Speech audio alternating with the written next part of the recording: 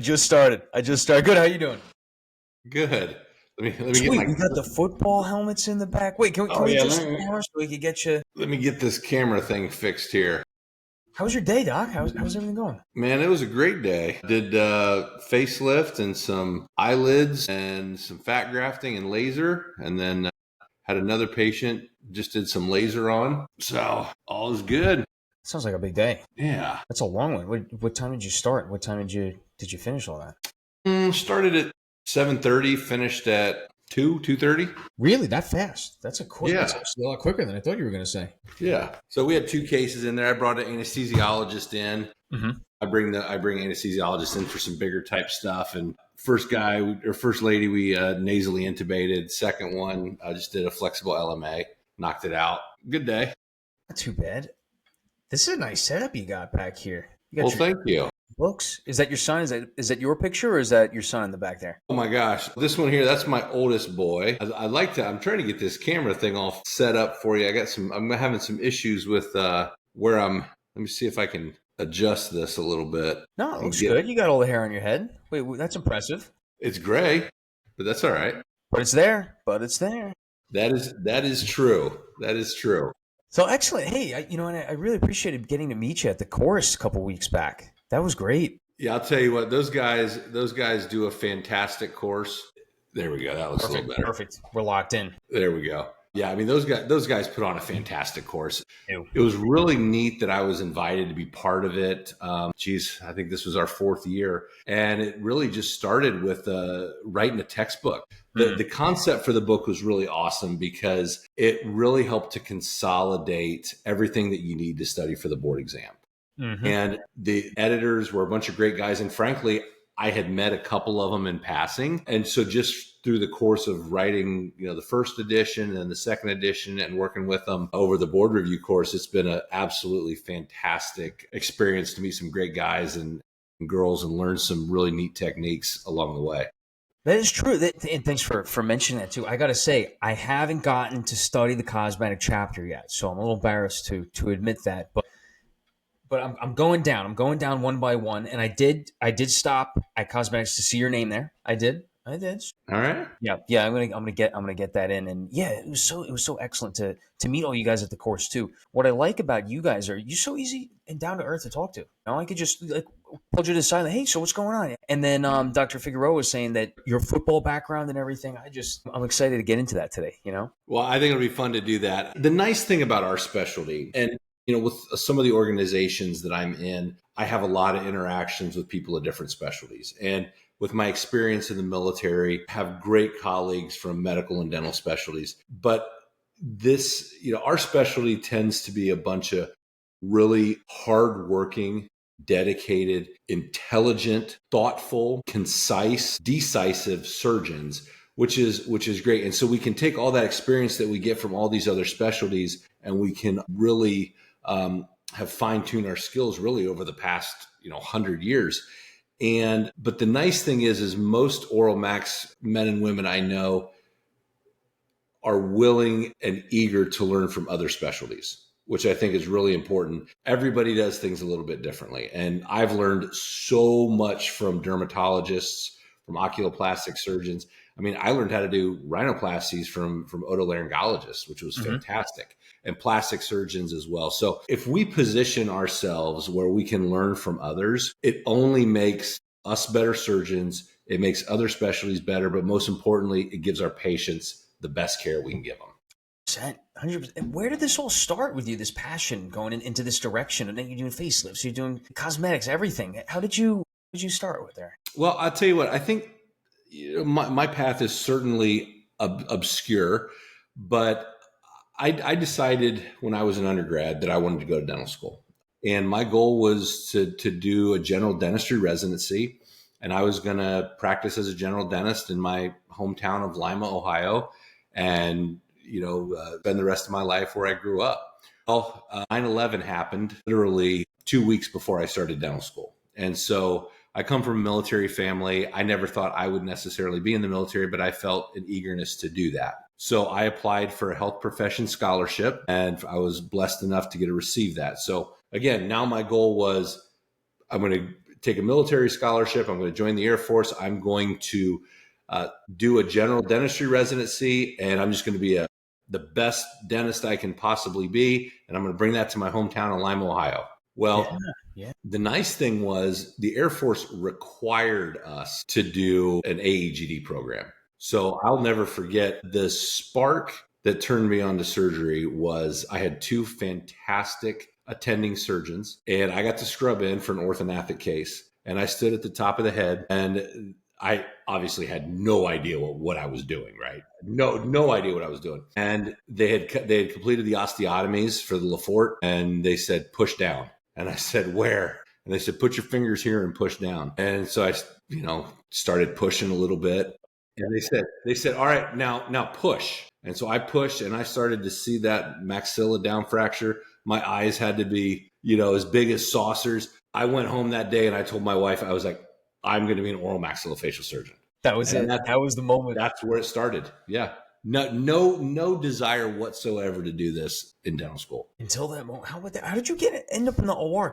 Usually general dental like in dental school, you don't usually rotate to the OR. That was great that they immersed you in that environment. So in the military, at least where I trained, we didn't have any other dental residents. So we spent a significant amount of time with the different specialists. And I mean, I could not have got a better education in the full scope of general dentistry than what I could have in the military. We were required to do rotations with oral max. I got my first ACLS certification as a general dentist. I was doing sedations. In fact, I liked it so much that the military sent me to Altus, Oklahoma, in the middle of nowhere, Oklahoma, and my job was to take out wisdom teeth as a general dentist. It's kind of cool. It was awesome. There was me and another gentleman who was also applying for surgery, and they had both of us there. We did 4 days of wisdom teeth a week, 2 each. So it was pretty crazy how the scope that you get to kind of dabble into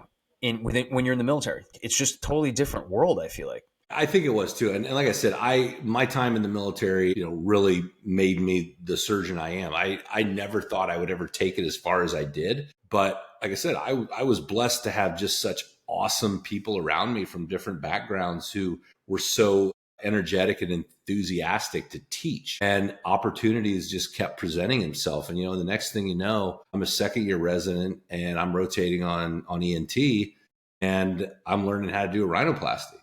And so I go home that day and I told my wife, I was like, boy, I think this cosmetic stuff is pretty cool. And as you know, every single residency is different. Everybody has their strengths and their weaknesses. There are certain things that I don't do and I won't do because I wasn't trained to do them. But I came from a place where we did a ton of cosmetic surgery.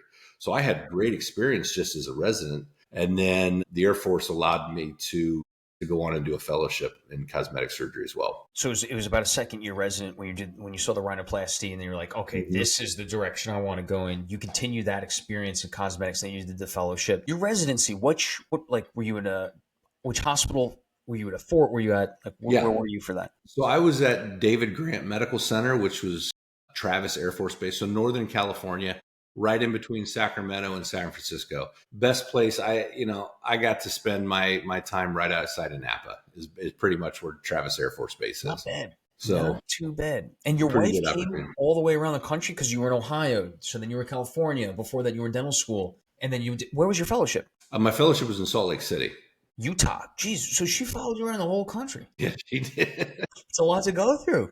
It is. I can tell you that when it was Good Friday of 2006, when we got our assignment that we were going to be stationed in Altus, Oklahoma. And my wife, bless her heart, has given so much for me to get to do the opportunities and the things I get to do. But I told her we were going to Altus, Oklahoma, and she was crying. And she says, I don't even know where Oklahoma is. Now, she did. My wife has more degrees than both of us combined, okay? But that was I don't even know where Oklahoma is. And so she trucked with me through the tumbleweeds, and it was 107 degrees at 9:30 at night when we arrived at Altus Air Force Base, and all the things I put her through, she's still with me 21 years later. Bless, and congratulations with that. You guys met before dental school? Because you said you were married in dental school at that point. Actually, we were married. I met her almost at the end of my first year of dental school. You met her then? Yeah, that's when I met her. Oh, okay. So we were engaged. We were actually engaged the next year, married going into my fourth year, and had our first kid a month after we graduated. Oh, man, getting busy. Yeah, we didn't waste money. We didn't waste any time. Military man, huh? Very nice. And you said that she has a bunch of degrees too. What did she study all this time? Did you meet her in dental school or? Well, no, I was in dental school. She was getting her master's in education. So she has a BA and BS in zoology, or as she calls it, zoology, because she's smarter than me. But she has it in zoology, and then she has a master's in education, and then a master's in public health. Does she have a military background too? That was another thing. Well, she was an Army brat, so she never put on a uniform, but her dad was a career Army. So she was born in Korea, lived in Germany, all over the place. So that's how she knew what to kind of expect, getting Oh, yeah. getting involved with you. She knew there were going to be around a lot of moving, a lot of back and forth. Awesome. Yeah. Tell me about cosmetics, your fellowship. Do you think your passion really, I mean, obviously it instilled from when you saw the Fort Down fracture going into oral surgery, and then cosmetics, otolaryngology, learning the rhinoplasty, but then going into fellowship, is that where you kind of do you do most of your practice model after fellowship, or broad scope, including oral surgery? That's what I'm trying to get to. Yeah. So no, that's a great question. It's different. So after my fellowship, I spent another 6 years in the military.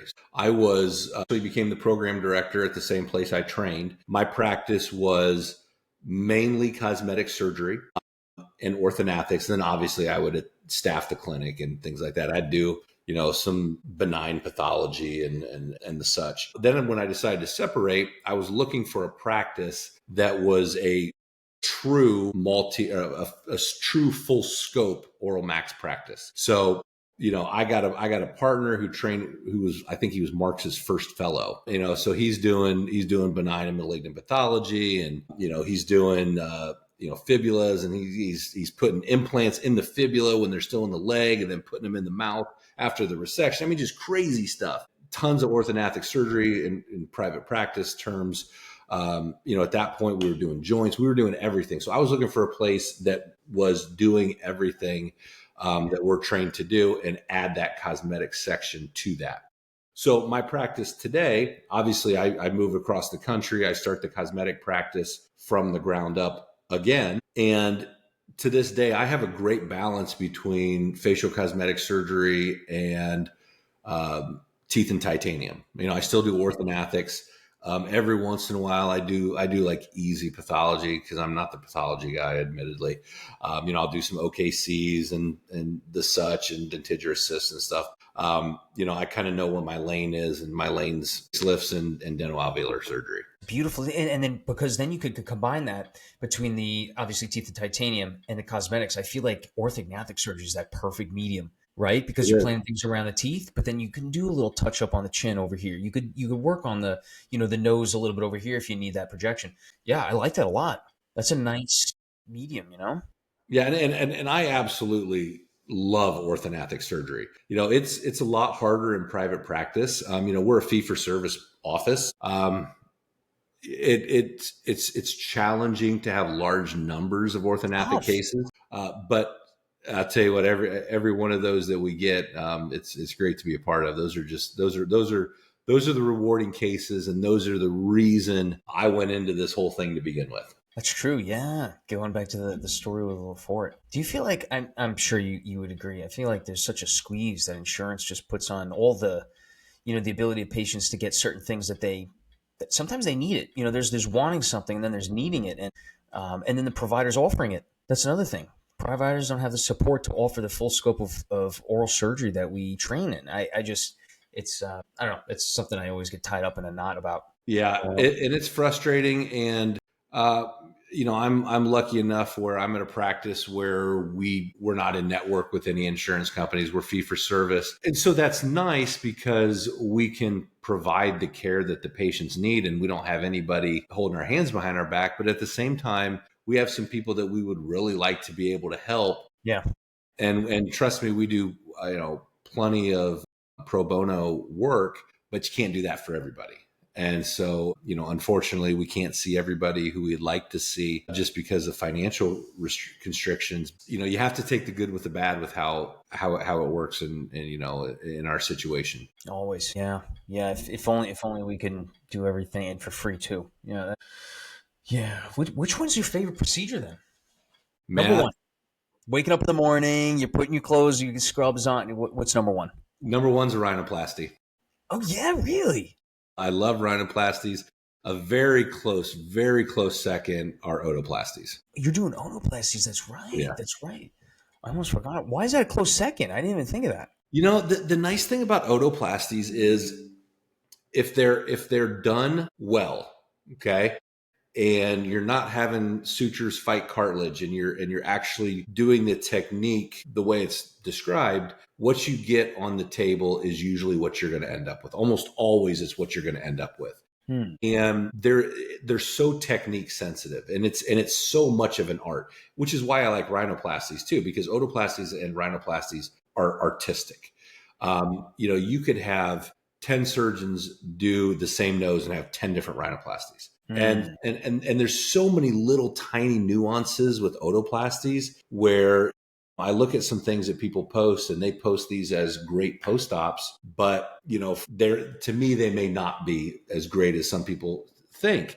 And I think that's just because I was, again, lucky enough to train with a bunch of different people from different specialties, and I got more than one attending's view or one textbook's view on how to do ears. That's true. Yeah. No, getting more exposure to different methods, different techniques. That's always bet. Do you think that came from the Army back? Not Army, but from the military background of traveling around a lot in different areas, or was it solely from training? Was it solely from fellowship? Was it solely? Well, I think it was both. I guess the best thing about being in the Air Force, the best thing about being in the military is everybody gets paid the same amount of money.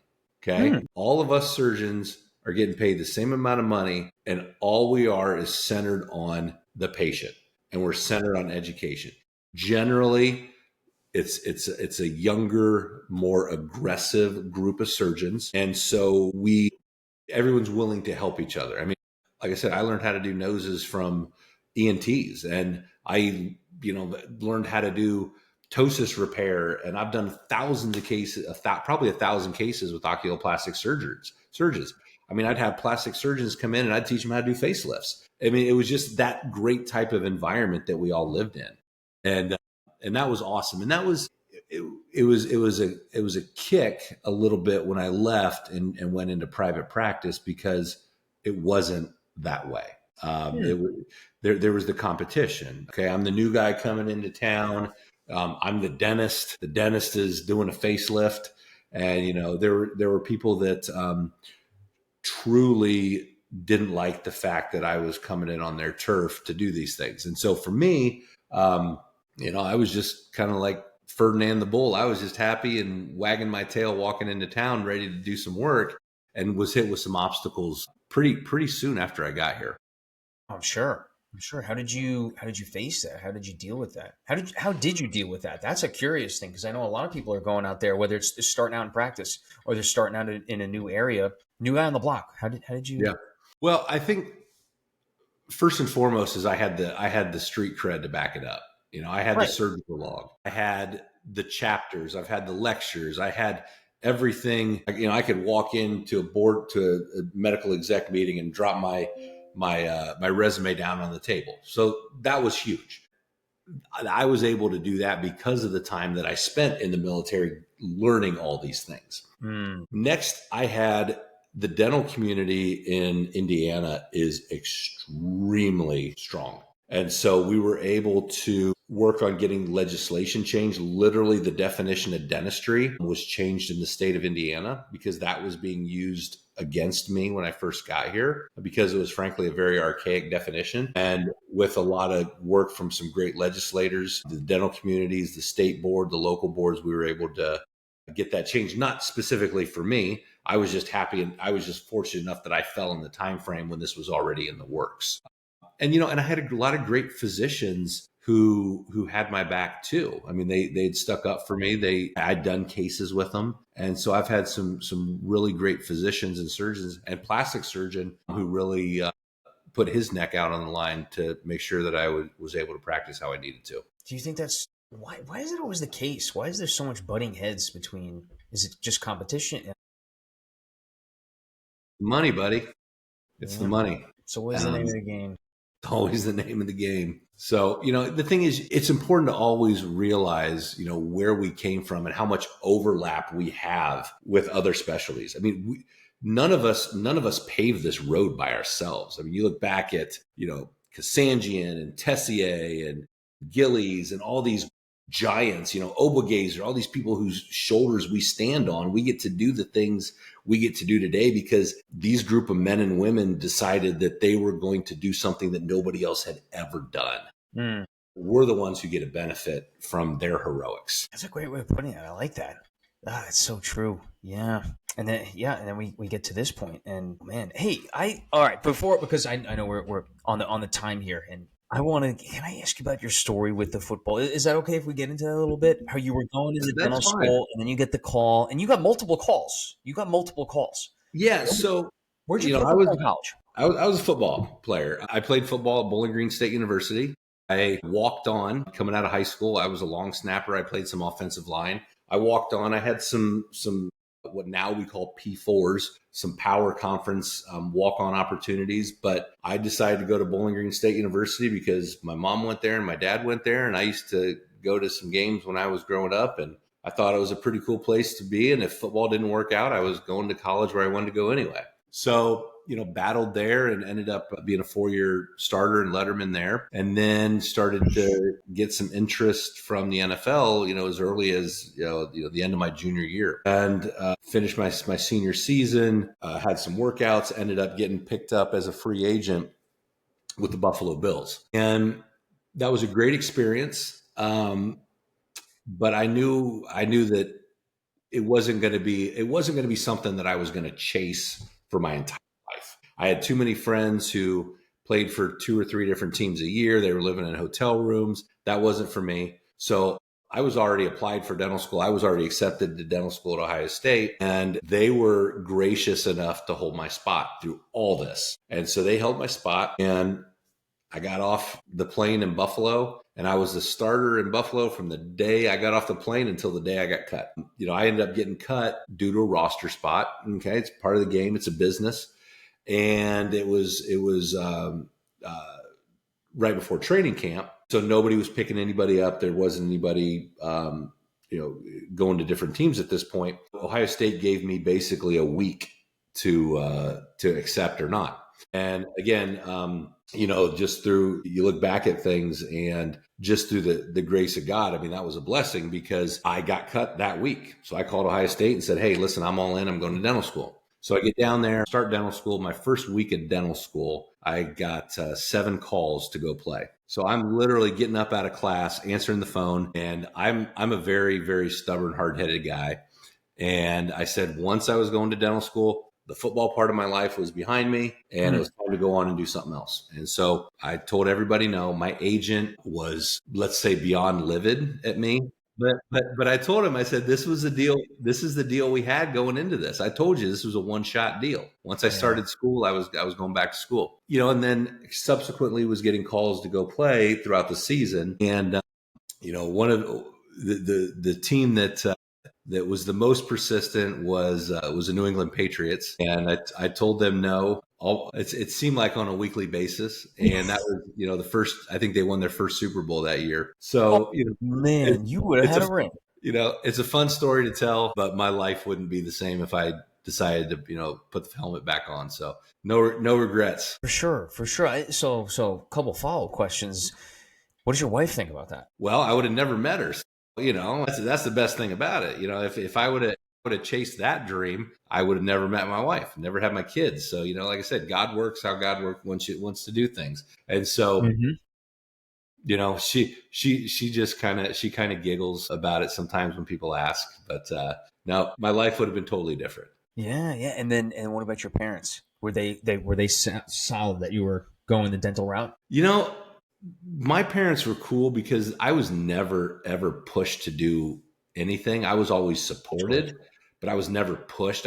There was never any expectations other than just whatever I decided to do it the best I can and don't quit. So, that was a decision I made. And they said, all right, well, you'll be good at that too. Did they play any athletics at Bowling Green? Nope. Okay, okay. So they were, yeah, they had their. Do you instill that kind of support in your kids too? I'm sure. Yeah. I am let's say I'm not a 21st century father. We believe in honesty, and we believe in hard work, and we believe in values. And my kids all know how to work, and sometimes they know how to work really hard with their backs. So hopefully they don't have to work with their backs when they get older. So, Mm. but our family is we're very tight. We support each other. I got 4 awesome kids that range from 20 to 10, and I'm proud of every single one of them. And I just hope that I raised them right, and I'm a good dad. That's the best you can do, right? That's the best. That's the best. Yeah. I love the pictures behind you too. So are you Catholic? Yes. Very nice. Me too. Me too. Very Okay. nice. Yeah. Where did that come in? Did that come into the play at all too? Yeah, in high school, college? Yeah. I mean, I was, I'm a cradle Catholic. Mhm. Okay. Went to Catholic school growing up, ended up going to public high school. Faith was always important to me, but my faith has always grown. It's grown and developed over time. Like everyone, I'm a sinner and I've made plenty of mistakes, but my faith in God helps me along the way. What I tell my kids is, I have really 2 jobs. One is, this is for my boys, right? Not my daughter. My goal is to raise good men who are going to be good fathers. That's my first goal. And the most important goal is to see them in heaven. So my faith is extremely important to me. And I struggle with it just like everybody does, and stay the course and my prayers and have faith and do what God's bidding is. That's right. That's right, Doc. I wish we had more time at the course in St. Louis, because that was a really nice.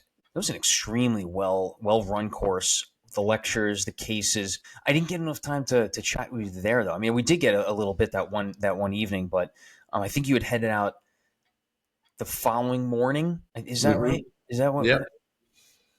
You've been going there every year since? Yeah. Yeah. So that I think this was the 4th year. Now the guys are gracious enough because they know that I get back for football games on Fridays. I coach high school football as well. Okay, that's why. That's why. My oldest boy graduated 2 years ago. He's a sophomore in college at Bowling Green. Nice. My second oldest one is a senior, and he's actually committed to play football at Bowling Green. Mm, So I go back and congratulations. make sure I always get back to their games. And then a 9-year-old who's in 6th grade, and then a 10-year-old daughter who's she's the princess for sure. Of course, of course. Yeah. Congrats! So 2 going to Bowling Green and 1 playing football there. Yeah. Yeah. That's gotta feel good to see that come full swing. It does. And then the coolest thing was,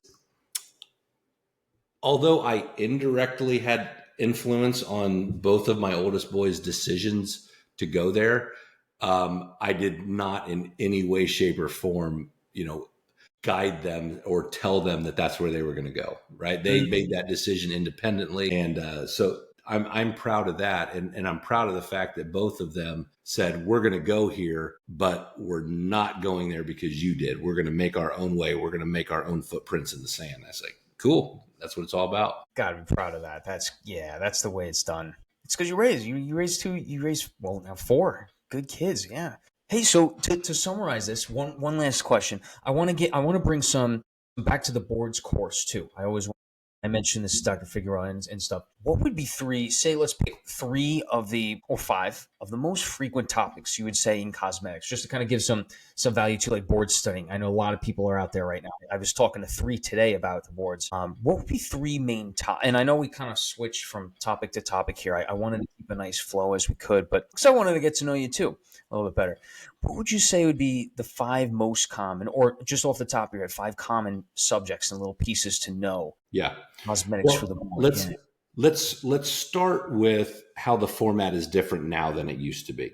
Okay, when I took the boards, it was a completely independent section in and of itself. There were three 15-minute cases wrapped in a cosmetic surgery section. It's different now. These are short topics.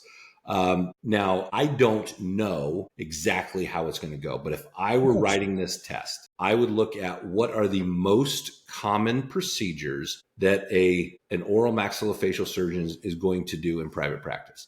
I think anything with neuromodulators like Botox, Dysport, Jeuveau, Xeomin, Latibo, I think all of those are absolutely fair game. I think that anything dealing with fillers, Restylans or Juvederms, I think those are absolute fair game. Those are going to be the most common procedures performed. I think the days of talking about rhinoplasty or about facelifts and otoplasties and hair and all that kind of stuff, I don't think that's going to be there. But I think that skin resurfacing is something to be this much familiar with. Your general classifications, your Glogau, your Fitzpatrick scores, the different depths. If you're talking about a CO2 laser, what's your chromophore, what's your wavelength, and then managing your complication that you're going to have, because inevitably with every one of these, you're going to have a complication. So there's three. I think that rhinoplasties is 100% fair game. I don't think they expect you to do an insanely complex rhinoplasty, but I think that they would expect you to understand how much septum to leave behind if you're going to do a septoplasty, how to rotate the tip, how to project the tip. I think understanding how to diagnose functional deficits and spreader grafts, turbinoplasties, I think those are fair questions to ask. And then how are you going to deal with the saddle nose deformity or a septal hematoma? I think those are pretty much the core that you're going to get for a rhinoplasty. And finally, boy, if I was picking, I would pick a chin, because I think that everybody should know how to do a genioplasty. And I think that's a fair question to ask on the board exam. Yeah.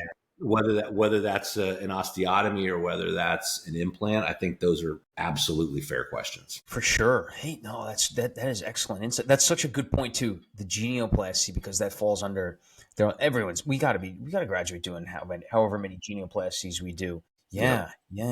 But my advice to anybody who's taken it, you have to learn how to communicate. There are so many people who have the information here, but between here and here, it gets combobulated. So you have to find somebody to study with. You have to find someone to practice with to get the words out of your mouth. And the other thing is understanding that you have to analyze the patient, address their chief complaint, and collect data. You have to formulate a plan. You have to perform the surgery and deal with a complication. And if you keep your brain functioning in that capacity, I'm going to check this box, check this box, check this box, and then understanding that it's just a game of picking up the pieces. Okay, somebody told me that it's like Mario collecting coins, right? Yeah. I think that was awesome. It's all about just picking up those coins so you have enough to go to the next section. Don't worry about the esoteric BS. If you are into the esoteric section, like what percentage of your 1.2 millimeter self-drilling screw is titanium, okay, you've passed. All right. If you don't know the difference between a self-drilling screw and a lag screw or whatever that might be, you should probably study those things. That's excellent. I love the sequence you just went through. That's kind of how they go through all the cases. It's from addressing the chief complaint of the patient, compiling subjective and objective data to the assessment plan, and then complications at the end, making a diagnosis. That is a really good summary. That's one of the big things I took from you at the course, along with some of the other faculty members. The collecting coins was hilarious too. I think that was Dr. Yenzer. Yes. Oh, that's always a good one. Yeah. You guys, by the way, and that's another thing I wanted to just summarize with everything you said. I'm pretty sure all those concepts are in that chapter that you had written in the. I'm only using the one from I think 2021, the blue book from 2021. Because are you in the new book one? Yeah. So the new one is apparently in final proofing right now. Yeah. I've done all the editing for my section, and now it's up to my friends and colleagues who are probably actually getting paid for the book to finish it up, because I'm not getting a dime on it other than the honor to go to the course and help out. Fair. This is going to be a big book. I'm telling you. I mean, I'm going to be marketing this for years, telling it, because I mean, this is the book that I'm basing my studying cycle pattern routine on. Everything. I'm taking everything from this book, whether it be plugging it into AI, plugging it into flashcards, but. Yeah, it's a stressful time. You know what I mean? And I can't thank you guys, you yourself as well, for coming on tonight, but then also taking the time to teach us and mentor us at the course and so on. Because I got all your contact information. I can't thank you enough for that. Absolutely. Well, you know, the thing is I had people who stuck up for me. You know, I look back. I got a quick story if you have time. Yeah, please, please. So when I decided I was going to go through this whole cosmetic surgery thing, you know, I'm a single degree guy. I'm a DDS. And so, you know, back in 2010, 11, 12, to be a single degree surgeon and try to do a facial cosmetics fellowship was not going to happen. Mm. Every place I turned, I got shut down. And I got a call one morning. It was a Sunday morning, and it was Joe Nyamtu, okay, who is my mentor. It's who I attribute all my success in cosmetic surgery, greatly relies on him.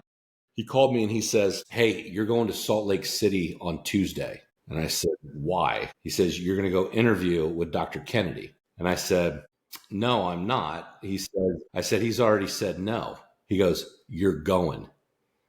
And so I get a call the next day in the operating room from they called me in the OR, and I'm a resident, okay? And they want to talk to me, and it's his wife inviting me to come out to interview with him the next day. And so Joe was with Dr. Kennedy at the St. Louis cosmetic course and said, "Hey, listen, I got a guy for you. You got to give him a shot. I'm going to vouch for him." So that's how I got into this. If it wasn't for somebody extending that to me, Yeah. I wouldn't have the opportunities to do what I get to do. And so, you know, we have that obligation as professionals to train the next generation. And, you know, I used to be in your shoes. It doesn't seem like all that long ago. And now the older I get, I realize that it's my turn to give back to the next generation of surgeons. That's it. And thank you for that.